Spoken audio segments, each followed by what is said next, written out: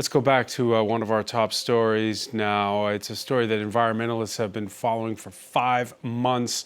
The anti-whaling campaigner Paul Watson, freed from a jail in Greenland. Danish authorities looking at the length of the sentence he would have gotten, or certainly the time in detention, had he been extradited to Japan, and deciding that because it was a case dating back to 2010, a protest in front of a Japanese whaler, that it was not worth it. Case dismissed. Let's turn to one of Paul Watson's lawyers, William Julié. Thank you for coming and speaking with us here on France 24. Good evening. Are you surprised by Denmark dropping the case? No, happy. It should have happened a long time ago, but we knew that there was massive pressure from Japan on the Danish authorities. The Minister of Justice had already, on one or several occasions, started to indicate that extradition was absolutely possible. The investigation that was carried out by the Greenland Police and Prosecution Service concluded in favor of extradition. So we knew that the case was with a risk of a favorable decision to extradite, and even if this seems completely crazy, but we knew on the ground that was the situation, and it flipped. And yet the Danish authorities this Tuesday stating in their verdict that, whatever happens, the punishment would not fit the crime, since we're talking about old events, minor injuries, and if he'd gone to Japan, guilty or not, it would have been a long time in detention. They have admitted, without saying it clearly, that what we've been saying for 5 months is correct, meaning he's wanted for supposed crime committed 14 years ago, which is a minor crime. Would he have done anything? We provided evidence that he's done nothing, that no one was injured on that boat coming from this stink bomb. The Justice Minister has now admitted that it's a minor issue, that it goes back so far in time that the proportionality test is not met. And this even more because Japan has not given any guarantees that would Paul be extradited to Japan.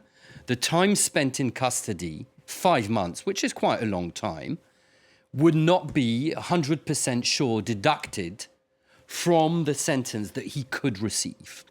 On the face of that, they dismissed the case. But the bottom line, François, what is written down there is on paper. We know that this is a political decision, and we know that the extradition request, the persecution of Paul Watson by Japan is political. We all know that. The Danes knew it, Japan knows it, France knows it, Sea Shepherd knows it, the US knows it too, and we can get to that in a minute. Paul Watson is a US citizen, and the US finally got involved and I think brought a lot of help to our cause, putting a counter pressure on Japan.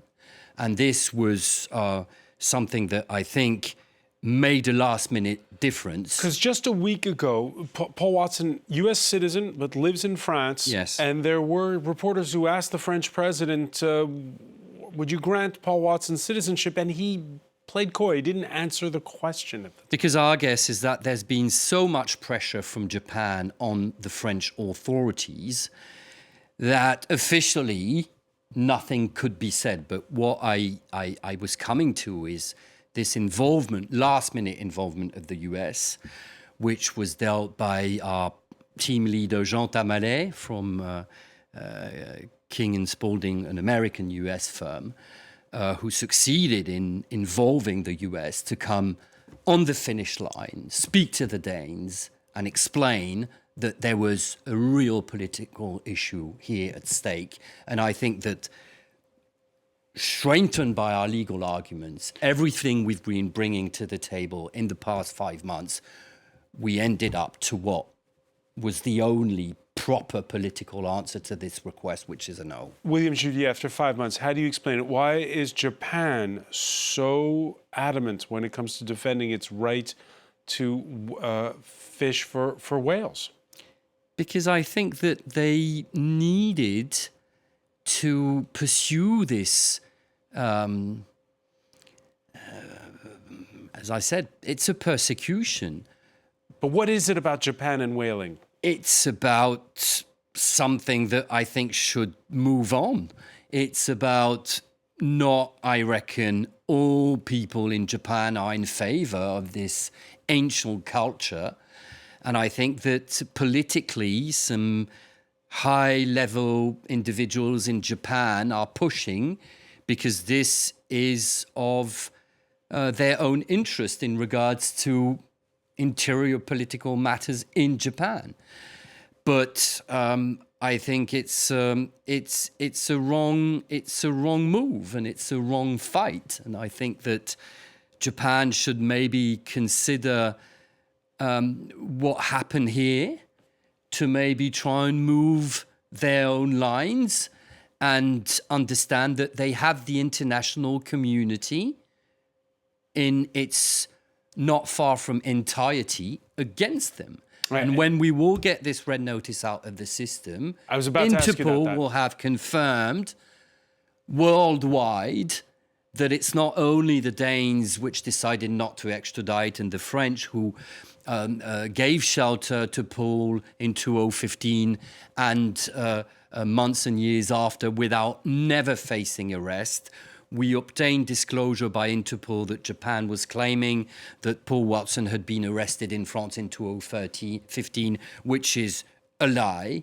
And we have obviously evidence to demonstrate this. So we're building a strong case against Japan. Just to remind our viewers here, a red notice is if you want someone extradited, you send out an all-points bulletin to all the countries that are part of Interpol. Yes, knowing that the entire world, except from maybe 2 or 3 countries, are part of Interpol.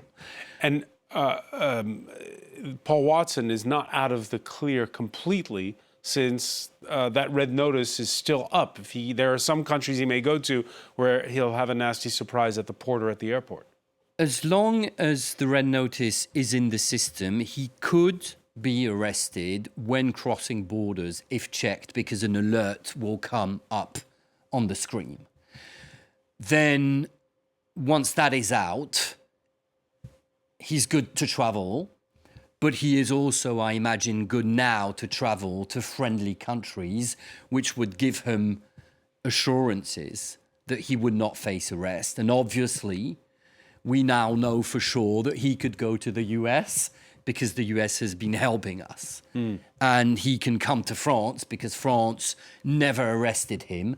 And a few days after his arrest, the Élysée took a very clear position against him being arrested. So for sure he can come here, and I think he intends to.